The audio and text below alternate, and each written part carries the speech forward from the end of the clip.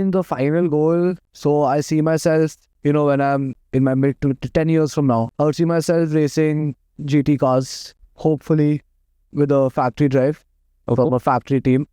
Okay.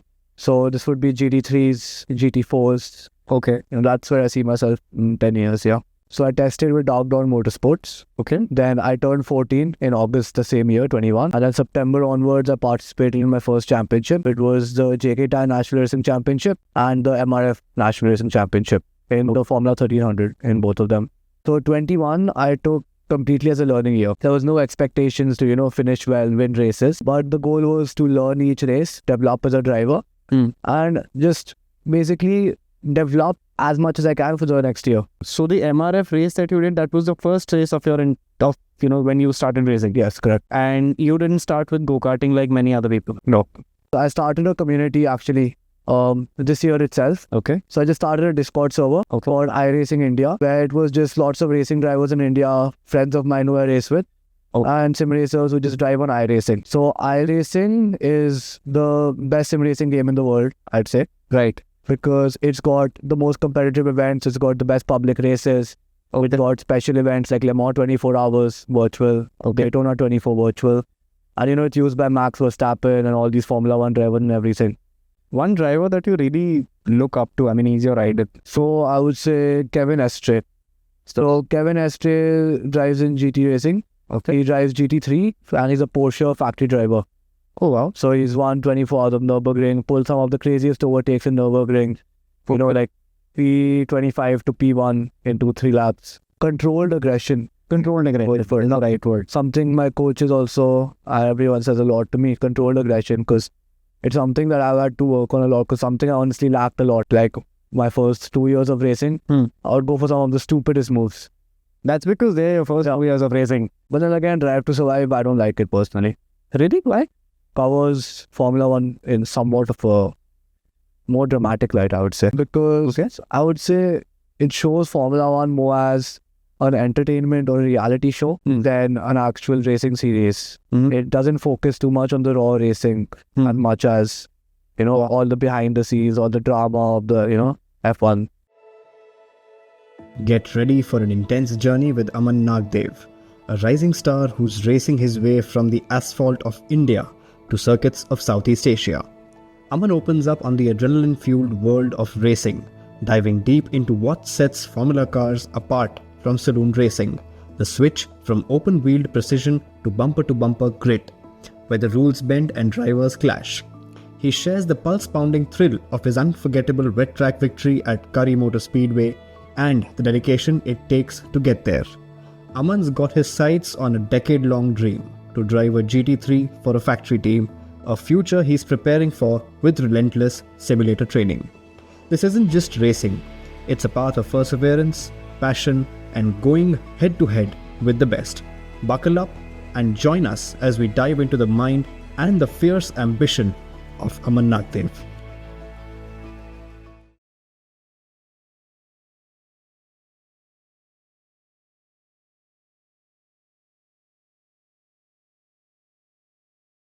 So, Aman Nagdev, what's happening? Nothing much. Happy to be here talking to you. So I'm glad, and I think it will be a pleasure talking to you for the first time. I'm actually sitting and having a conversation with you. Yeah. बहुत बार सोचा भी था. We keep meeting your dad. Yeah. On the Khan Market meets. Yeah. But a little, if we go back a little, I had been observing him during the Khan Market meets, and then eventually I saw you. पहले तो मुझे लगता था कि ठीक है, you're Goldie Bhaiya's son, but then it came to me. I don't remember who told me, but that somebody told me that you're in motorsports. Yeah. I was like कि ठीक है. I'm very being blunt about it right now, and I was like कि ठीक है, करता होगा autocross वगैरह कुछ करता होगा, go karting वगैरह करता होगा. Then I saw your Instagram page. I was like, dude, this guy is serious about it. Yeah. And then it just got me thinking that you can actually, you are, I'm sure, already an inspiration to so many people, that at such a young age, at 17 years of age, you are achieving such great heights. At least in my eyes, you're just being humble about it. Yeah. But to people like us, considering the fact that you're racing from what age? 13. From the age of 13 until today. Yeah. Just talk me through the feats that you have. So I started racing at 13. Okay. So I started with testing Formula cars when I was about to turn 14. So Okay. first time I ever drove a race car was March 11th, 2023. Ab tak yaad hai. It's a very memorable day. Okay. So What were you riding that time? that was the Formula LGB 1300. Okay. Yeah. So I tested with Dark Dawn Motorsports. Okay. Then I turned 14 in August the same year, 21. Okay. And then September onwards, I participated in my first championship. It was the JK Tyre National Racing Championship and the MRF National Racing Championship in the Formula 1300 in both of them. Okay. So then 2021 was just a learning year Okay. because, you know, first year ever racing. My first year learning what an apex is, racing line kya hoti hai, you know, how you're meant to brake, how you're meant to come on power. My first time getting exposed to everything, learning everything, how to race wheel to wheel. So 21, I took completely as a learning year. Okay. There was no expectations to, you know, finish well, win races. Okay. But the goal was to learn each race, develop as a driver, and just basically develop as much as I can for the next year. Okay. Yeah. Okay. But 21 overall, towards the start of the season, I was at the back because naturally I was expecting myself to be there as well. But then as the season went on, towards the last round, in both championships, I was fighting in the top 4, top 5, Okay. pace-wise. Okay. So that was really good, yeah. Okay. So in just help me out in chronological order. Which was the first one that you did? So first was round 1 of the MRF National Racing Championship, Okay. 2021. Okay. And then just about 1 month later was the first round of the JK Tyre National Racing Championship. So the MRF race that you did, that was the first race of when you started racing. Yes, correct. And you didn't start with go-karting like many other people. No. Because I was like genuinely, not even like because camera pe isliye bol raha hu, but genuinely I was under this impression that if you want to get into, let's say, even a Formula 1300 or even an MRF championship, you need to at least get your hands dirty with a go-kart. I mean, I never raced go-karts. Okay. But I always practiced in them. I mean, locally in the 4-stroke go-karts. Okay. I would always go down to the track in Gurgaon here and there, just, you know, drive 1 hour every week and just be connected to the sport that way. Okay. Then funny story actually, I got into racing when I was 10 technically. Because when I was 10, my brother tested a Rotax kart in Bangalore. And actually, Dad took me along as well. And even I tested the 2-stroke karts in Bangalore at Miko Kartopia. Okay. And I hated it.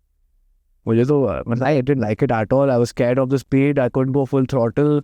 Oh. And it was a 2-day program. One day, and I was like, I'm done with this. Mujhe kabhi nahi chalani go-kart, kabhi racing nahi karni. I went home and yeah, I thought that was the end of it, honestly. Okay. But then when I was about 13, like 12, 13, my brother got a simulator at home. Okay. Then I would see him drive on the simulator, right? I would start doing a few laps and then I got really addicted to it, to the simulator. Okay. And then I think through that simulator and just be competitively racing on the sim, that entire passion for motorsports and everything just ignited in me from there. Yeah. Interesting. So on sim racing, did you participated in online races? I mean, what is the racing culture in sim racing in India right now that you participated in? So I feel sim racing in India is still a relatively new thing. Okay. And personally, I think sim racing is the most powerful tool that a racing driver has.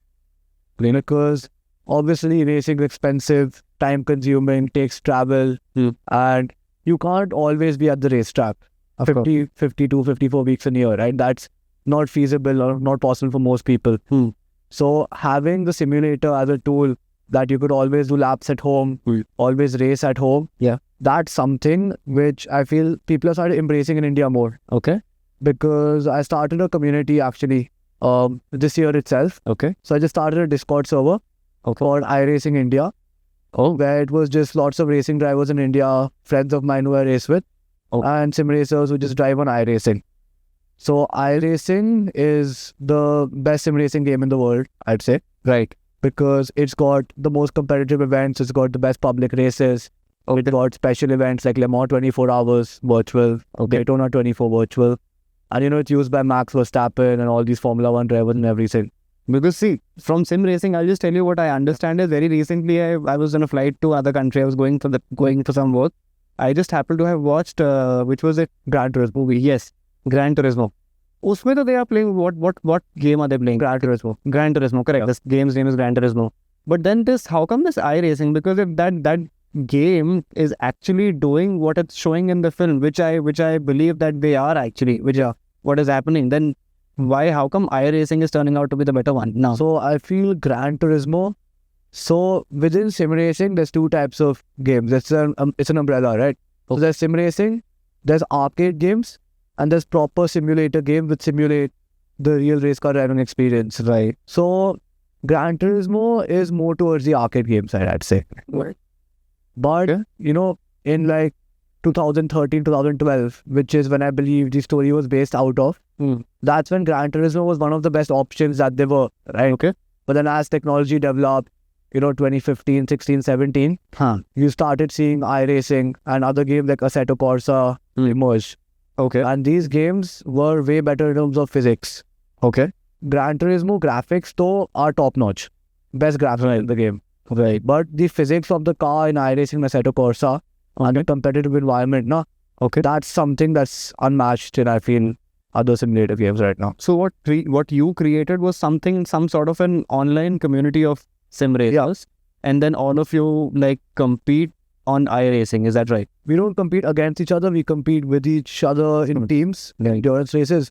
Because I thought we're pretty close because we're all part of the Indian motorsports fraternity, right? We all race together in real life and everything. And I thought if we all drive on the same, why not, build a common platform or community where we all come together and, ek saath chalte hain simulator.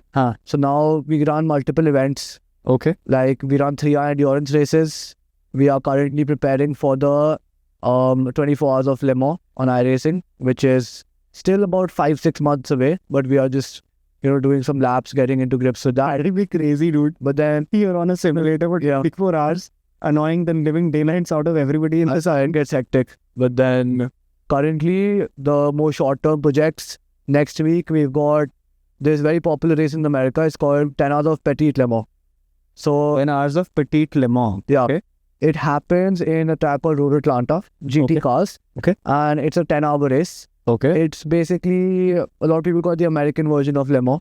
Okay. And yeah, it's a very competitive race as well. So that's next week. And then we have another 3-hour race with GT3 cars in Brazil. The F1 track in Brazil next week. So preparing for that right now. Yeah. So you all are racing with getting competitors globally on. This is globally. Okay. Because it's on iRacing's platform with people from around the world. Funny question, but by any chance, have you had the opportunity to race against one of the well-known drivers across the I've crashed into Romain Grosjean, and I'm sorry, I don't know who that is. Formula 1 driver. Currently? Retired 2020. Okay. What team was was Haas? Haas. Yeah. Oh. So he was in a practice session. Okay, I just started sim racing at that time. I was 13. Okay. I see he's in my practice session. I'm freaking out. I start following him. I'm driving behind him. And then I'm like, I'm fanboying while driving. I can't, I'm so excited. I forget to brake for the corner. Straight, I take him out. And then I was apologizing in the chat. Sorry. Okay. Yeah. Interesting. Then I've raced with Max as well in a practice session. Obviously, so iRacing is got skill-based matchmaking. So if you're a higher rated driver, then you will get into a higher rated lobby. So it works like that. So rating-wise, it's called iRating. It's a system. So my iRating is currently 2,800. So compared to Max is 7,500. And that iRating is based on what? Your skill, your timing? Based on how many races you won. So every race win, you win. You gain some. Every race you lose some. So that's it. That's how it works. Basically. And the iRating does it also comprise of does it also comprise of physical races that you've done, or it's only races on iRacing? Purely virtual. Interesting. Yeah. Wow. And based on your iRating, there are multiple lobbies in the same race. For example, if I'm doing the 24 hours of Le Mans, right, there'll be multiple lobbies. One with an average iRating of 1,000, one with 3,000, one with 5, one with 7. So lobbies is basically categories. Different splits within the same race. Okay. So basically, if you said you are 2,800 iRating. Yeah. So I would be in the second split. One would be with the topmost drivers. Got it. Who are like 4,000-5,000 average. Cool. And then the second lobby would be the second division lobby. Okay. Which would be drivers who are averaging around 2,800 to 3,000, which is around where I am. Okay. So it's like that. So from what I understand is each lobby is basically with people within that lobby, whoever is following in that lobby are racing together. Yes. So essentially, so then how did you race with against Max? Practice session. No, that's what. Ah, Yeah, but I didn't take him out like I did with Grosjean. With him, I was fine only. interesting. Yeah. What's your end goal? I mean, where are you headed to? I mean, the final goal. So I see myself, when I'm in my mid to 10 years from now, right? Okay. I would see myself racing GT cars. Okay. Hopefully with a factory drive from a factory team. Okay. So this would be GT3s, GT4s. Okay. That's where I see myself in 10 years, yeah. So does that include Le Mans as well? That's the dream. So my ultimate dream, if I had to choose one, it would be to win the 24 hours of Nürburgring first. Because Nürburgring is just such a crazy track. Now I've driven 8,000, 9,000 laps on the sim probably. Because I'm addicted to it. It's such a crazy track. I can't believe it. There's so much history behind it. That's literally, you're in a forest, narrow roads, racing with other people. Can't imagine, was crazy. That's commendable, dude. Yeah. One driver that you really look up to, I mean, he's your idol. So I would say Kevin Estre. Less known because obviously GT racing, I would say, gets less coverage and exposure in the media compared to, Formula 1, Formula 2. So Kevin Estre drives in GT racing. Okay. He drives GT3 and he's a Porsche factory driver. Oh, wow. So he's won 24 hours of Nürburgring, pulled some of the craziest overtakes in Nürburgring. Like P25 to P1 in 2-3 laps, stuff like that. Okay. And if I had to take from the Formula 1 and the Formula, 1 to more known drivers, I'd say Mac. He's a machine. He's super consistent. You see his lap times, you see his driving style, his aggression. Yeah. At the same time, you can also kind of get a sense of his calmness. So honestly, like I told you off camera, I've been watching Drive to Survive for the past 2-3 days, like literally binge watching the living highlights out of it. Dude, there's something about Max as well as Hamilton. I feel that they have this sense of calmness that they carry, but at the same time, when they're behind the wheel, they're a completely different beast. Controlled aggression is the right word. Something my coaches also, everyone says a lot to me, controlled aggression, because it's something that I've had to work on a lot, because something I honestly lacked a lot. Like my first 2 years of racing, I would go for some of the stupidest moves.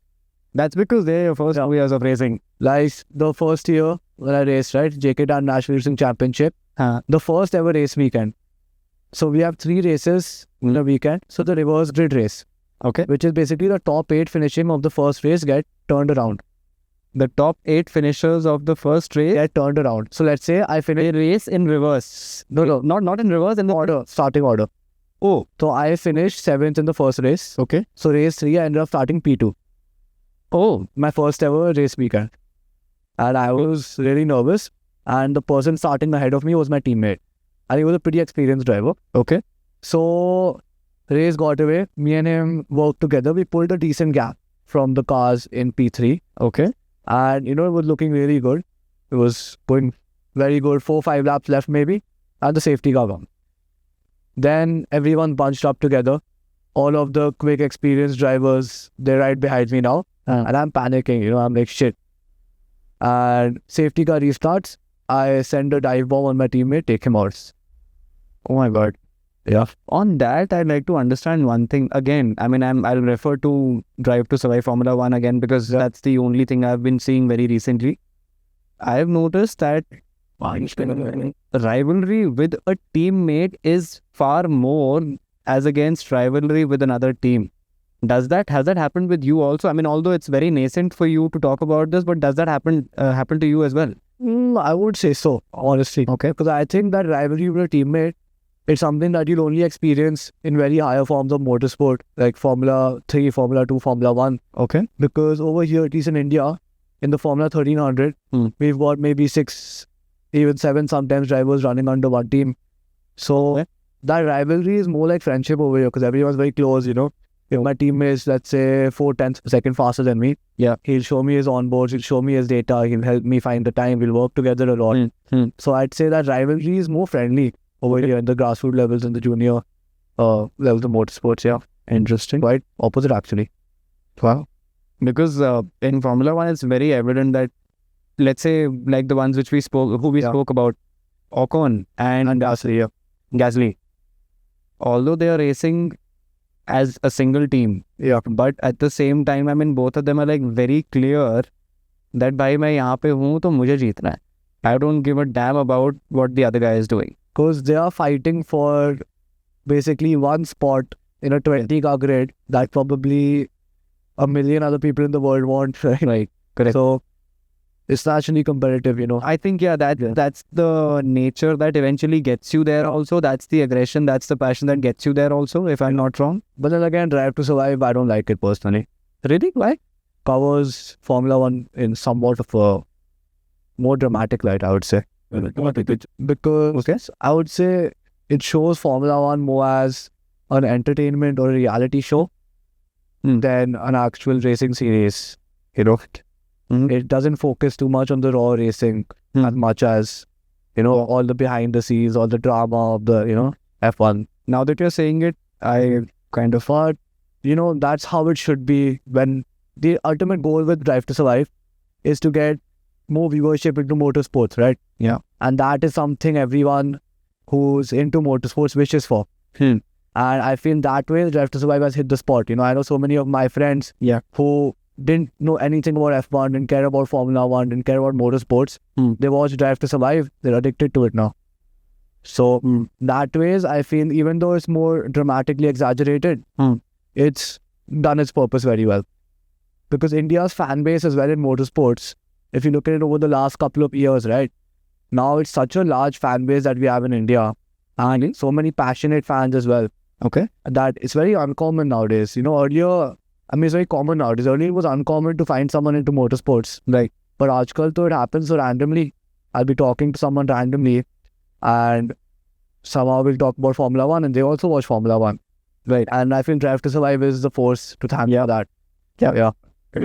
Hopefully, I mean, I think let's just hope that even if it's through Drive to Survive, I just hope that people get the sense of what kind of grit that does actually motorsports require. Yeah. Let's just hope so. Anyhow, I mean, talking about your journey, tell me about the most special victory that you've had. This was 2022. Okay. It was round 2 of the JK Tyre National Racing Championship. Okay. This was my second year racing. Okay. Yeah. So it was a really wet race, Curry Motor Speedway, Coimbatore. Right. And it was literally raining a lot, like proper pouring. Okay. There was no grip on the track, you had no visibility, nothing. And I'd qualified second, so I was starting second. And most of the race, I stayed second. Because, you know, the guy in P1, he's a really quick driver. Okay. So he pulled off initially. Yeah. And I was pretty much stuck in second. I'd built a gap to the guy in third. It was a very calm, stable race. Then again, safety car comes out. Okay. So safety car is the most dramatic force because especially in these short 10-lap races, right? Because we only have 10 to 12-lap races. You make a gap to the guy in P3. You know, if I'm feeling secure in P2. Now suddenly everyone bunch up again. But why does that happen? The safety car usually will come out if something has happened, right? Yeah, exactly. Oh, so it was a pretty wet race now. So there were quite a few incidents. Got it. Back of the pack and mid-corner, car spinning and everything. Okay. So safety car came out. So then I knew now this is my chance now because the leader's right there. So it's a now or never thing. I need to somehow go for the move now.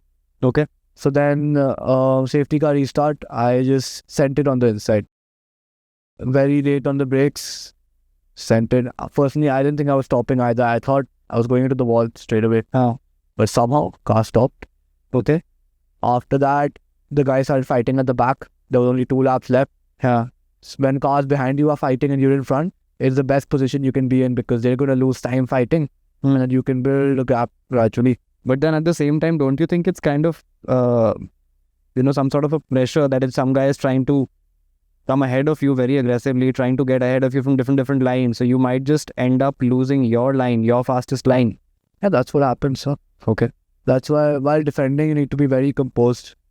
But I'm saying when, let's say I'm in first, I'm 2 seconds ahead of the guys in second and third, Okay. but they are fighting aggressively Okay. amongst each other. Okay. Then that's very advantageous for me because if they're fighting behind me, it gives me the chance to build a gap and pull away from them. Wow. And then, yeah, because of that, cross the line first. My first ever race win. It's probably the happiest day of my life till now, I'd say. Second year of your motorsports and you get a winning I podium. mean, to be fair, this championship was a JK Tyre National Racing Championship, Right. and they have 2 categories. So this was a Novice Cup. Okay. So in a Novice Cup, there's some requirements for drivers to keep the grid more equal and competitive because it's aimed at newer drivers. Right. So firstly, any driver who finishes in the top 3 in that particular championship cannot participate in the subsequent year in Novice Cup. Okay. And also, if you have a certain amount of years of experience, let's say, I think it's 5 or 10. Okay. I think it's 5. Okay. In motorsports, then you can't participate in the Novice Cup. Okay. So because of that, it's a grade of all drivers who are relatively new to motorsports. Okay. Lots of drivers coming from karting, their first few years in Formula cars. Okay. So grid's very competitive, very tight. Everyone's learning. Everyone's trying to go fast. You've also been racing internationally. Yeah. Talk to me a little bit about that. What international races have you participated in? So currently this year, I'm racing in the Toyota Gazoo Racing Vios Challenge, which is a single make series run by Toyota, Toyota Racing in Malaysia. So it's a single make thing, so all cars are really equal. Okay. So we run the Toyota Vios. Vios. Yeah, the new one. Okay. Not in production in India. Okay. It's in production throughout Southeast Asia. Yeah. Got it. So really good car, really sophisticated. And I feel Toyota handles it so well that every car, they put them on a dyno after each and every race. After every race, they do that. Yeah, put a car on a dyno to ensure every car's equal, same power output. So But that will they be doing that before the race? no, after the race. Okay. I mean, why I asked that, I'll tell you, because before the race, if they do that, won't they be able to actually ensure that all the numbers are exactly the same? So tomorrow you can go ahead and race. It's the same. So let's say before the race, they put my car on a dyno. Okay. And it's showing the same horsepower as your car. Let's say no cause of that. But then in the grade before the race, my mechanic tweaks something. Okay. But what happens is by doing it after the race, you just finish the race. The first thing after the race is scrutiny. Interesting. So it's the first thing after the race before anyone can touch your car. The scrutineers from Toyota's side, they will put the car on a dyno and they will ensure that your cars meet the technical regulations of the series. Okay. So that ways it ensures that, no one's touched your car after the race. So everything is as it was while you were racing. So that's why they do it at the post. That's something I'm listening for the first time. Just for the viewers, a dyno is nothing but a machine with rollers on the floor, wherein you can just put your car on top of the rollers, tie it up, of course, so that you don't go through the wall. And then you go through a few gears, flat out on the accelerator, and then you are able to get the numbers as in what is the horsepower you're generating at what RPMs, what are the torque levels. So essentially what Aman is talking about is basically that if you're racing and let's say there are 20 cars, all the cars have to be essentially of the same specifications so that nobody can take an undue advantage on the track. Correct me if I'm wrong. Correct. Yeah. Essentially. But then that's only in some series. Of course, higher up motorsports, if you look at GT4, GT3, it's run by multiple manufacturers, Right. like Porsche, BMW, Mercedes, Lexus, Acura. Everyone's running. So in that, it's a little different because it's all different cars. Of course, all different engines. They have a thing called BOP, which What's is that? balance of performance. Okay. So the scrutineers put technical regulations on each and every car to get them to an even space. So it's very cool. So it's like a BMW M4 GT3 car, Right. and a Porsche 911 GT3 car, Right. and a Mercedes AMG GT3 car. Right. Very different looking cars. Yeah. Different engines. Same lap time. Very different cars, dude. Different cars entirely. The Porsche's mid-engine, the Merc's front engine. Yeah. The Beamer's also front engine. Yeah. Then let's look at the Lambo's a rear engine car, the Lambo GT3 Huracan. All different cars, same lap times. Thanks to the BOP. So tell me a little bit more about the BOP. What exactly do they do to balance it out? It's something we deal with on sim racing a lot as well. Okay. So, for example, if your car is quicker, they might adjust the ride height. They might give your car more ride height. So then you're running, let's say, 4 or 5 mm higher. Okay. So that makes you a little slow, actually, right? So are you trying to say basically what they end up doing in layman terms, I'm asking so that everybody can understand, is that they do perform tweaks on other aspects of the car to balance out the performance, essentially. That's what you're saying. So it could be suspension, it could be gearbox, it could be anything. Yes. Understood. Okay. And coming back to the Toyota Gazoo racing that you recently did, you also mentioned that there was an unfortunate incident that happened on track. Yeah, I feel... So it's my first time racing with saloon cars. Right. Closed cockpit race cars, of course. So throughout my time racing in Formula cars, I feel racing in Formula cars, you get close to other cars, but you never actually make contact because your wheels are exposed, obviously, right? You make contact, some guy's going in the air, someone's going here, someone's going there. You don't want that. But with saloon cars, everyone races like it's a proper, if you don't go forward, you'll go back. And if you're too slow, someone's going to hit you in the back. And that's just how it is. Because with these race cars, people are ruthless. And that's how you need to be as a racing driver. No? You don't have to care at all. So you're constantly banging doors, maybe bumping the guy ahead slightly, under braking, giving a tap, like, hey, drive faster. So that's all normal in saloon cars. But something that I was not used to at all this season. And second round, which was what I'm just coming out of, which was in September, last weekend. So I had gotten better in terms of pace now. First round, I was still new to Sepang. So pace-wise, I qualified P10, finished the races in P8. So after some more testing before the weekend, figuring out how the car works, more working with my coaches and everything. This weekend, pace was way better. Okay. Qualified third, which was really good because it's a very competitive grid. Nice. But then with this very close racing, I'm still not very used to it. So, in the race, I lack race pace a little bit.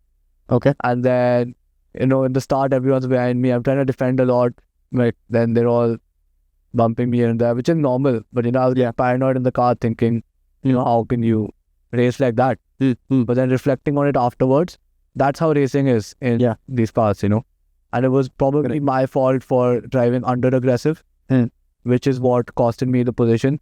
So what happened was, while defending in lap 1, I was slowing the car a lot on the corners, right, to keep the others behind me. Naturally. And because of this, the cars behind me were bumping me on my rear bumper. Yeah. And due to this, my rear bumper had lashed off from one of the sides. Okay. Yeah. So even though it wasn't a major disadvantage, the bumper was scraping on the track, on the straight. So on high speeds, when there would be high headwind, I would feel the bumper scrape on the track. Yeah. So this would maybe slow the car down 5-10 kph. Yeah. 10 kph on the straight. Plus the aerodynamics as well, I think that... There's not much aero in these cars, at least, on the Vios's. Which makes them, I'd say driving a car without aero is more fun than driving a car with aerodynamics. Because without aerodynamics, it's like you're sliding everywhere, it's very fun. Because you're constantly on the limit of the grip. But when you have aerodynamics in a car, I've never driven a car with very high advanced aero. I think the most aerodynamic car I've driven is the Formula 1600, which also only generates little bit aero. Okay. At about only speeds above 100, 120. Got it. Which are only some corners in Indian racetracks where you'd be entering at that speed. And I feel with aerodynamics in a car, as weird as this sounds, the faster you are, the more stable the car is. On with aero. Obviously. Yeah. Of course, yeah. Because the faster you enter a corner, the more the ground effect is the aerodynamic. Yeah, the more your car is pushed down on the track with the downforce, So the more grip you have. Okay. But then with these cars which are very less aerodynamics, like these saloon cars, there's none of that. So you just have to send it everywhere. Of course. And also these cars are quite underpowered, obviously, right? Because Sepang is a massive track. Yeah. Also a challenge to get used to because I've only raced at Curry Motor Speedway. Yeah. And I've raced at MMRT. Right. In Chennai before. So you have that track in your mind, like, completely. But Sepang is an issue because of that? Not because of that. The track was in my mind thanks to the simulator. Okay. But I've never raced in a track that's that wide. Okay. So I was feeling lost all the time because, Okay. You need to be so smooth because the track is so wide. Yeah. So any extra input I'll put on the steering wheel, you scrub little bit of speed, scrub 1-2 kilometers an hour, your entire corner exit is gone. You'll lose maybe 2-3 tenths of a second. Okay. And in a field where the difference between qualifying P9 and qualifying P3, where I qualified, was like 0.2 seconds, Okay. 0.3 seconds. Okay. That's where I feel it starts mattering a lot. You know, how smooth you are with the wheel. Okay. Because in these front wheel drives, saloon cars, every input needs to be minimalistic and smooth. Right. Which is something from one of my driver coaches and a teammate actually, Nakeem. So seeing his driving in the onboard video and how smooth he was, you know, it would be one input, one input out. That smoothness was something that I would just try to replicate and achieve. Because driving Formula cars and in narrow tracks where aggressiveness is what gets the time, I was not used to that at all, honestly. Plus, I think in Formula cars, the steering attack angle, the you know, aggressiveness of the steering attack is way more than a saloon car. I feel at least in the Formula 1600, steering's quite heavy as well to turn. Okay. So it's constantly kicking back at you, right? So you need to, you know, have a bit of a tighter grip on it. But with the saloon car, you've got the road car power steering, of course, right? And with the power steering, it's like you could turn the car with probably one hand if you wanted. So that smoothness needs to be there. Tell me one thing in saloon car racing, like I know for a fact that in Formula 1, like let's say the top 4 or the top 5 guys, there are times wherein they are fighting for fractions of seconds, even in the quali. I've noticed. How is it in saloon car racing? So at least in the Toyota Gazoo Racing Vios Challenge Championship, it's really tight and competitive because these are some of, you know, Southeast Asia and Malaysia's greatest drivers. You know, there's drivers here who have driven touring cars in Asia, the World Touring Car Championship as well. GT4 drivers, some drivers with GT3 experience. So it's very experience grid basically. Okay. So everyone, just to give you an idea, I qualified third. Okay. And I can't remember the exact lap time I did. A 1 minute 25.1. Okay. The guy in ninth did a 1 minute 25.3. And you were, third. 1 minute and 25.1. So within that 0.2 seconds was literally the difference between qualifying ahead and qualifying at the back, which is where, you know, you need to extract the maximum from the car. that's something. Yeah. It's quite a lot.